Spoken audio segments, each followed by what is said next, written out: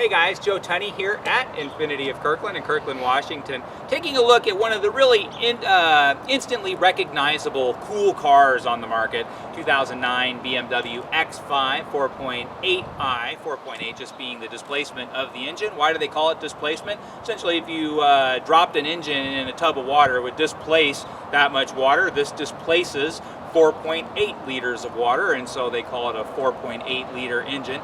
And so the 350 horsepower, very, very fast, very, very exciting acceleration, wonderful handling. It's a sports package with big 20-inch wheels, but again, it's just one of the cool vehicles. It doesn't matter if you're in the market for a sport utility. This one fits the bill for a wide variety of people, regardless if they need the space. It sits up tall, it drives great. Whenever you show up, you look like you own the place. This is just a really neat car and probably one of the coolest vehicles, especially for the little amount of money that a pre-owned one costs. It's one of the cool vehicles available in the entire auto industry. This particular car looks great in black on black. That's probably the sexiest color for the X5. Let's take a look around this particular vehicle.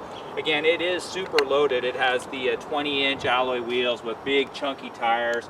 It has the extra side rails here. They've had this kind of look on side rails since the X5 came out, actually, now 14 years ago.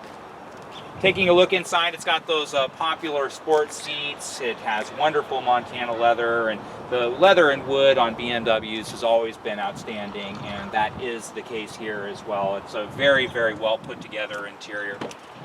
Back seat. This particular car has a feature we don't see every day. I'm going to jump in the back just to showcase some of the space.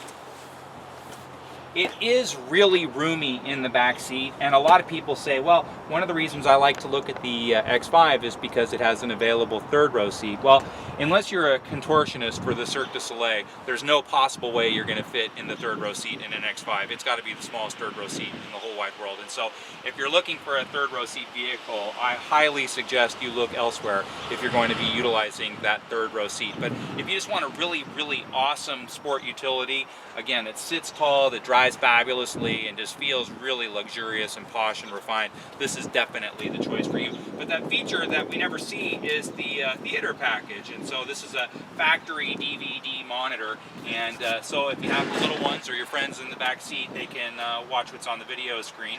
And then also you get heated seats in the rear, heated seats obviously in the front, and then all of your digital climate controls back here in the back as well.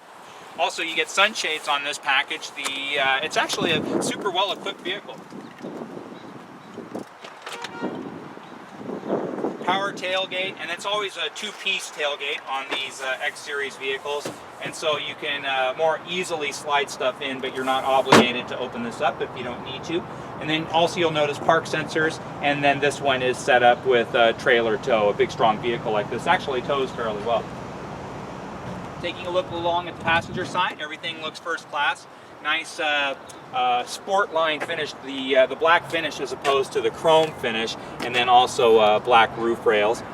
Jumping inside, let's turn it on and see how it sounds.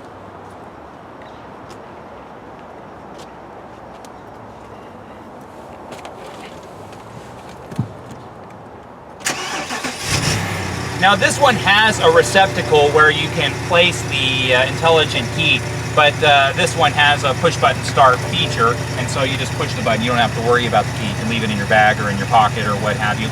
One feature I'm not a huge fan of is the iDrive, and I own a very similar 7 Series, which looks just like this inside. And it's a little bit weird. Every time you turn on the car, you've got to wait for it for a minute to let you know that it's okay to push this button, and you have to accept whatever it is that they're telling you need to accept for stuff to start working. And so it always takes 20-30 seconds to get the radio started. And if you're like me and you like stuff to happen right now, it can be a little frustrating every morning when you're pulling out of the garage. But that aside, you know, you hear the obvious complaints about the iDrive. It is complicated. I would prefer just about any other variation, but if you're like me and you only listen to 5 or 6 or 7 different radio stations, you're probably not going to notice the difference one way or the other. But for people who use this all of the time, it is a more time-consuming process than other processes.